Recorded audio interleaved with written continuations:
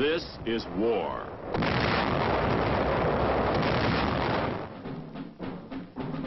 War and its masses. War and its men.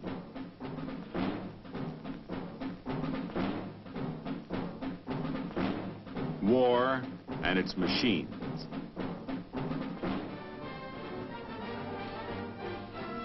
Together they form the big picture.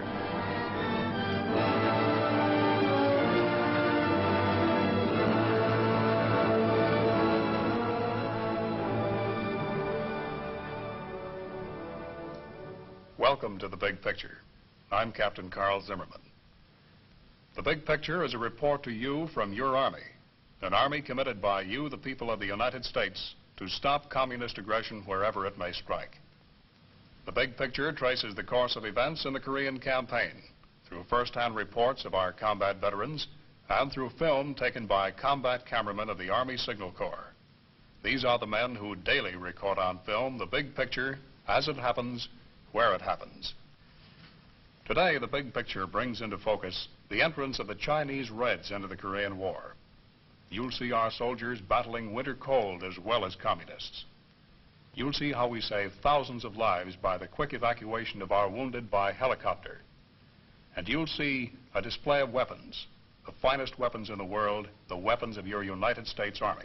And you'll hear from Corporal Bill Carpenter and Major Joseph Donahue, who saw action with the Army Infantry in Korea. And now, let's go back to October 1950.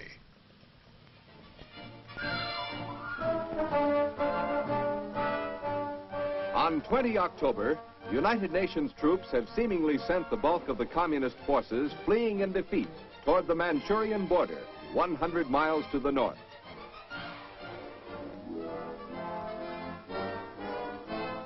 From west to east, U.S., British, and South Korean troops are pursuing the disintegrating communist forces. By 27 October, South Korean troops have reached the Manchurian border on the Yellow River near Chosan, and other UN forces have advanced against virtually no opposition.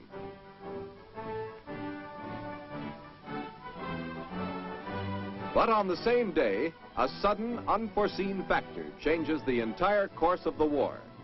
Chinese communist troops cross the Manchurian border and help the North Korean Reds drive back UN forces. Chinese communists fighting in Korea are estimated at 75,000, with another 500,000 across the border in Manchuria posing a more serious threat. By 8 November, UN forces have been driven back considerably. But on this date, another unforeseen event occurs. Chinese and North Korean communist troops suddenly break off contact with United Nations forces and fight only rear guard delaying actions as once again UN troops drive toward the Manchurian border. On 20 November, another United Nations unit reaches the Manchurian border. This time it is a United States unit, the first U.S. outfit to reach the border. As United Nations troops continue to advance in other areas, much depends on what the huge Chinese army will do next. The first sign of the growing threat from China. Captured in East Coast battles 50 miles from the Manchurian border, these troops belong to Chinese Red Army divisions in the combat zone. Chinese and North Korean captives are brought out of the hills to Wonsan and Hamhung. The Chinese are better clothed than their North Korean comrades. With their quilted uniforms, they wear tennis shoes wrapped in layers of burlap, making a kind of shoe pack.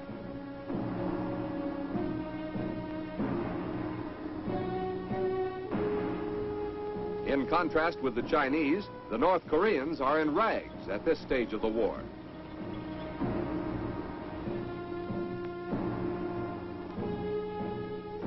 The prisoners double time across the Wonsan airfield.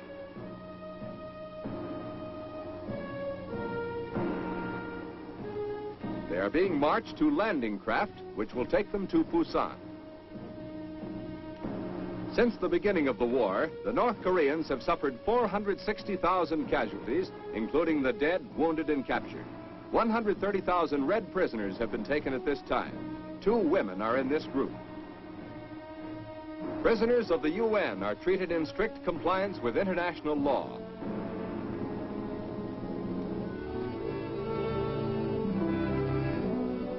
Over 25,000 men have been wounded in Korea, but less than 2% of these men have died.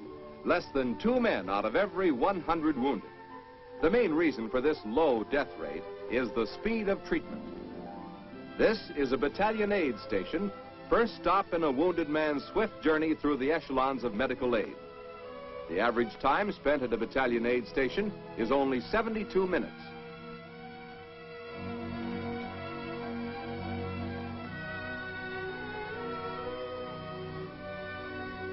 Many types of transportation are used in evacuation to the next echelon, the regimental collecting station. Specially equipped jeeps are used in rough terrain near the front. But if the roads are serviceable, ambulances may be used.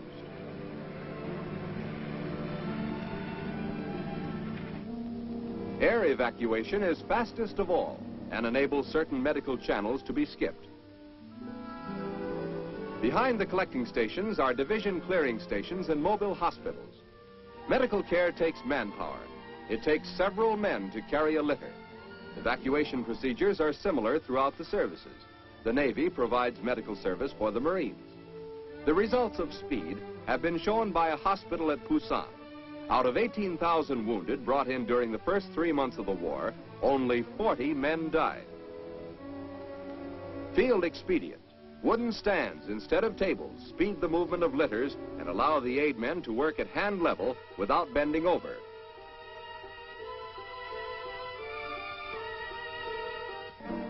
There is nothing fancy about these hospitals. They are there to save lives. The death rate of wounded in World War I was 8%. In World War II, it was 4.5%. Korea's approximate 2% death rate is a milestone in military medicine. Many casualties are evacuated by air to Japan.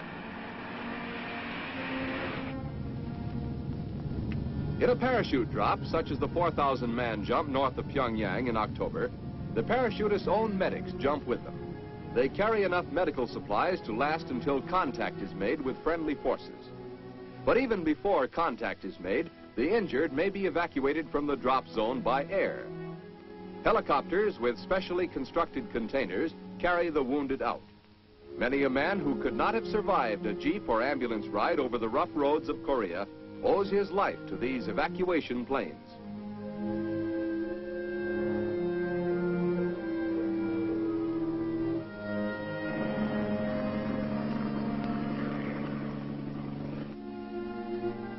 Japan is the next stop from the hospitals in Korea. Japan is only an hour and a half away from Korea by plane, but less than half of the incoming wounded remain here. The rest are moved on to the United States. Many men wounded at the front lines in Korea have found themselves back in the United States 3 days later.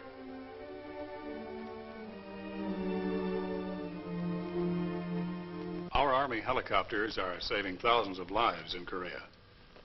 Corporal William Carpenter of the Army's 7th Division is with us to tell us a little about them. Bill, you saw a good deal of the helicopters, didn't you? Yes, I did. First time I seen a helicopter evacuation was up in North Korea when my buddy got hit. Well, it so happens I helped bring another wounded person down off the hill to the aid station, and while I was down at the aid station, I met my buddy. The helicopter had come in, and they were getting ready to put my buddy on a helicopter. Well, when they put him on, he asked the pilot whether or not he was going to get air in there. And the pilot told him that he was going to have fresh air and heat. Mm-hmm. They jog him around, did he? No, sir, it didn't. Good smooth ride back to medical aid, huh? Yes, sir. Well, now, you were with the 7th Division, Bill, and the drive north. That went pretty rapidly, and then about the middle of November, something happened. What was that? Well, sir, that was the whole change of the war. The Chinese had jumped in, And at that time, we were in reserve. We didn't know much about it. But about a week later, we had our first encounter with them. At that time, we found out that the Chinese were better trained, they were smarter in their tactics, they had better firepower than the North Koreans. Better soldiers all around, huh? Yes, sir, they were. Well, you saw a lot of winter weather in Korea, Bill. How were you able to keep warm? Well, most of the time we were on the move, and we kept warm that way, but after we stopped, we tried building fires until it was dark. After dark, we'd climb in our sleeping bags, and that's the way we'd keep warm. Mm-hmm. Keep dressed in those sleeping bags, ready for any attack? Yes, sir, we kept our clothes on all the time. Uh-huh. Well, how about our weapons in this extreme cold weather, Bill? Well, our automatic weapons, they get froze up quite a bit during the winter time, so you have to keep working them most of the time at nighttime. But our M1 was always there when we needed it.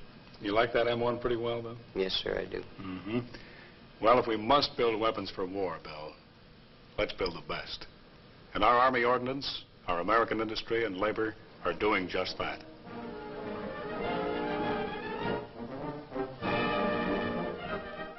At Aberdeen Proving Ground, Maryland, members of the American Ordnance Association meet for an annual exhibition put on by the U.S. Army Ordnance Department. They see both U.S. and foreign equipment. A Russian 122-millimeter gun. A Russian 85-millimeter anti-aircraft gun. A Russian 152-millimeter howitzer. U.S. and foreign vehicles are also shown. A Russian T-34 tank turret from Korea.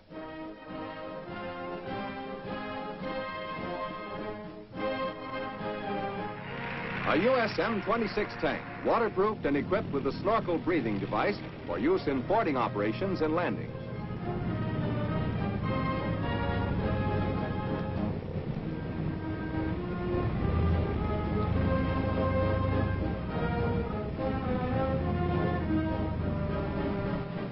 A new waterproof Jeep.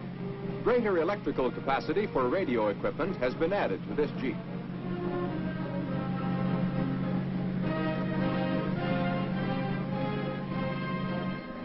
A new 6x6 2.5-ton truck is equipped with a snorkel breather and waterproofing.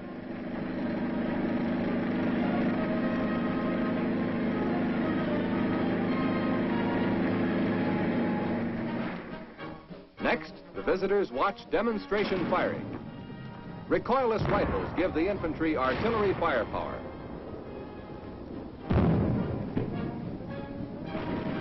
Comparison firing, 50 caliber machine gun. An aircraft machine gun. Other guns are demonstrated in separate and comparison firing.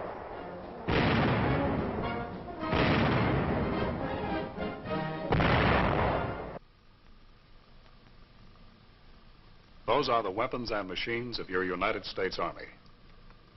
Now let's talk about the men who use those weapons and machines. The men of the infantry. And no one is better qualified to tell us than a man who served as a commander of a rifle company in Korea. We want you to meet Major Joseph Donahue. Well, Major, tell us about this rifleman. The American rifleman has been called by many names. A mudslinger, doughfoot, dogface. These names are not names of a derogatory nature. We of the infantry consider them names of honor.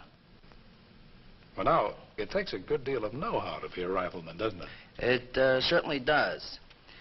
The Army goes to great pains to technically train a man on weapons and tactics.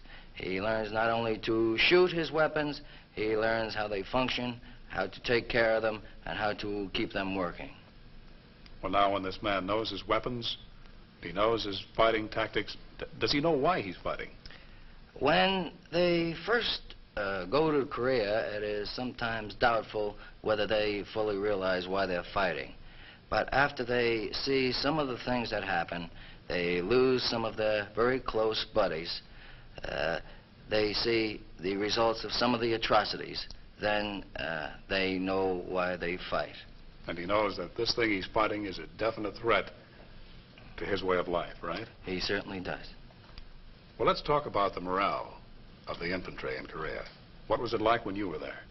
The American infantryman is a tremendous institution. There is always one person in the squad or in the platoon who can make light of or make a joke in the most serious of situations. For example, in the midst of a mortar barrage, one person will always pipe up with a remark such as, a fellow can get hurt out here doing things like that. And it's funny because actually you're looking for something to laugh at. You bet you are. Well, now, from all you've told us, Major, this rifleman is a pretty important gent, isn't he? He's very important. If you would stop to realize that the armored, the air, and the Navy do their jobs so that this infantryman may accomplish his mission. The infantry is the queen of battle. Well, now, Major, let's watch the Navy as they give support to the infantry. On 15 November, in the Sea of Japan off the coast of North Korea, Navy Task Force 77 was operating in support of ground action in the drive toward the Yellow River. Winter weather is closing in, and naval operations are hampered by high seas and extreme cold.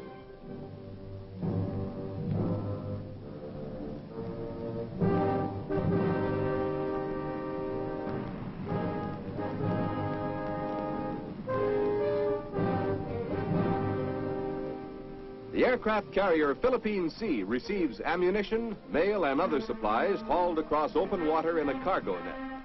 Such operations are difficult in rough weather. The first load is ammunition. It is quickly taken in and passed back into the carrier's magazine. At this time, Navy and Marine carrier planes were taking the fight into every corner of North Korea below the Manchurian border.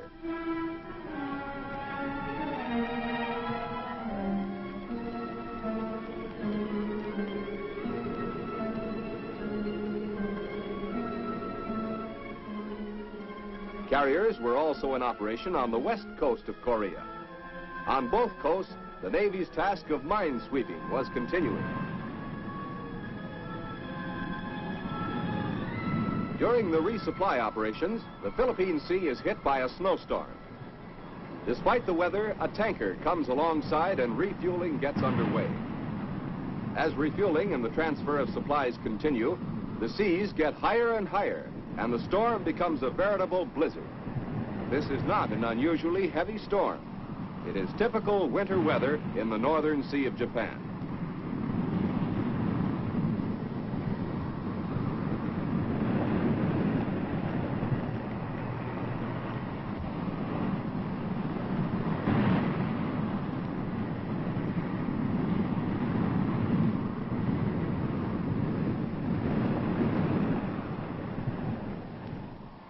The crew breaks out snow shovels on the carrier.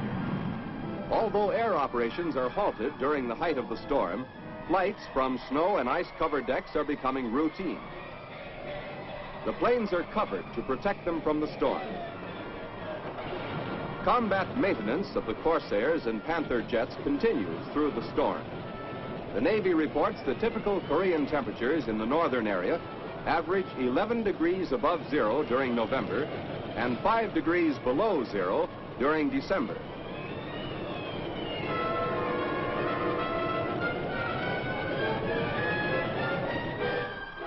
A more familiar kind of winter combat starts on the carrier deck.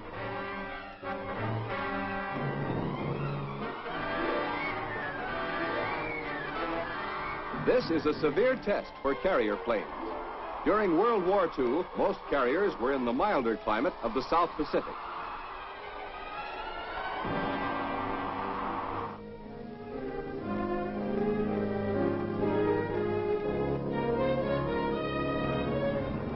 At Hagerstown, Maryland, the U.S. Air Force demonstrates its latest cargo plane. This is the Fairchild XC-120. a packed carrier plane with a detachable fuselage.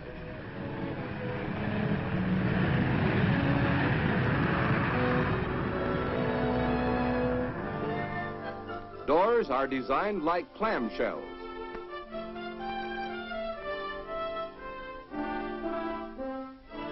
Cargo capacity is 20,000 pounds. It carries 64 combat-equipped troops or 36 litter patients with 4 attendants. The pack has detachable wheels. 4 electric drum hoists raise and lower the pack from the carrier.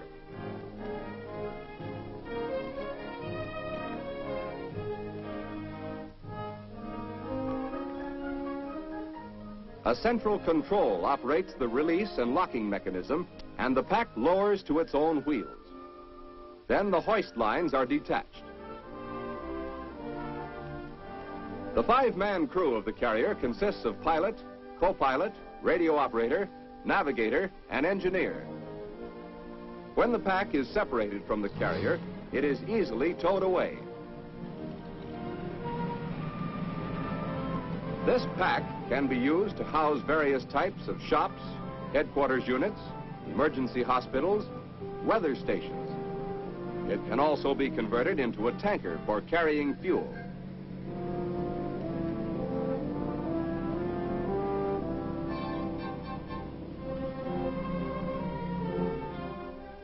Ball socket connections lock the pack to the carrier. A rubber tubing seals pack to carrier by compressed air.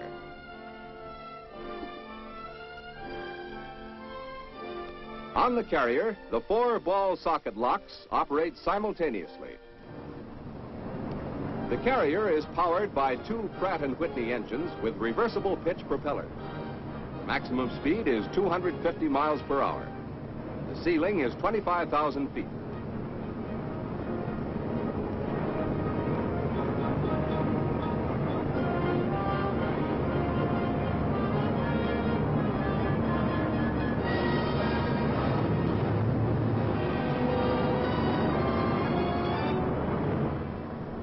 The landing gear consists of 4 retractable dual wheel units. It's electrically operated, and the main or rear wheels have brakes.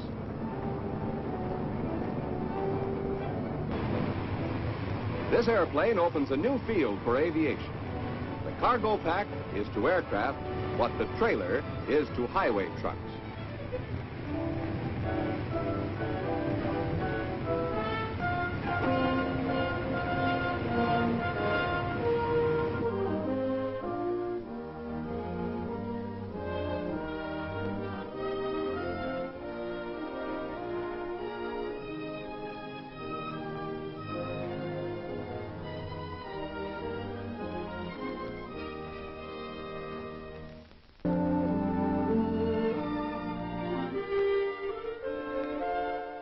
In Washington, the Department of Defense displays the winter uniforms which have been issued to United States troops in Korea, and what the Chinese communists are wearing in North Korea's sub-zero temperatures.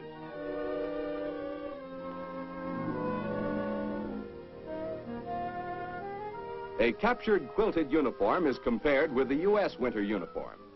Unlike the Chinese, the U.S. cold weather uniforms are designed on the principle that the best protection against cold is several layers of clothing. In North Korea, U.S. troops are fighting in one of the coldest battle areas in U.S. history.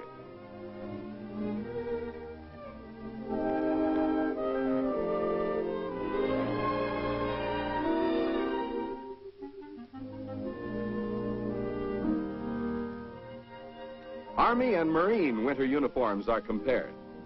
The uniform for both services is the same, with one exception. The Army wears a pile-line jacket for ordinary cold, while the Marines wear a battle jacket inside a field jacket.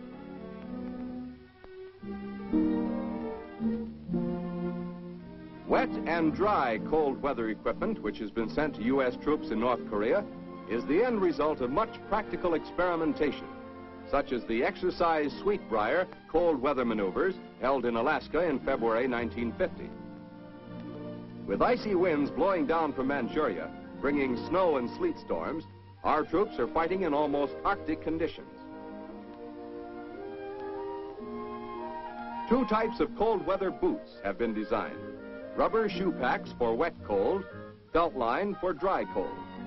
Importance of winter clothing in North Korea was emphasized when some units outdistanced their supply lines, went without full cold weather equipment for a few days.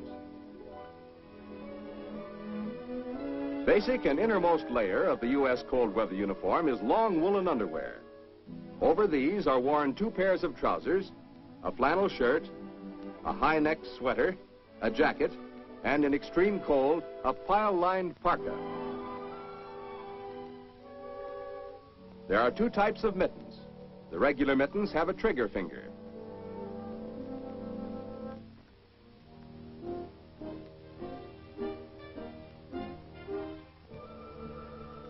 Mittens worn with the dry cold uniform have no trigger finger, but they have cheek warmers.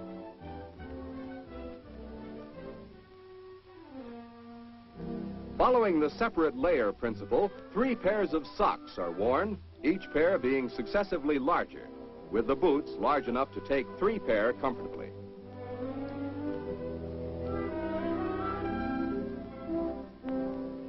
Experimentation in refrigerated laboratories, as well as in the Arctic itself, has given U.S. troops newer and better ways of fighting the weather.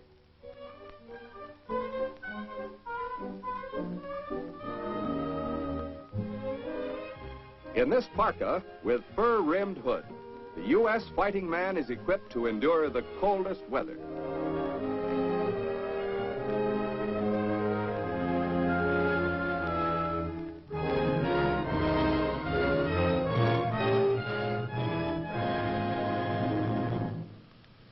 Those were the events that comprise the big picture from October 20th to November 20th, 1950.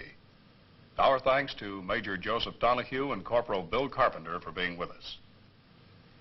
Next week, the big picture will show how the Army in Korea escaped the trap of the Chinese communists. You'll see how we made the enemy pay dearly for every inch of ground gain. You'll see the Army's 7th Infantry Division on the Manchurian border, our troops celebrating Thanksgiving Day along the Yalu River, the evacuation of the Hungnam beachhead. And you'll hear from another Korean veteran, an Army soldier who saw, as it happened, a part of the big picture. This is Captain Carl Zimmerman inviting you to be with us then.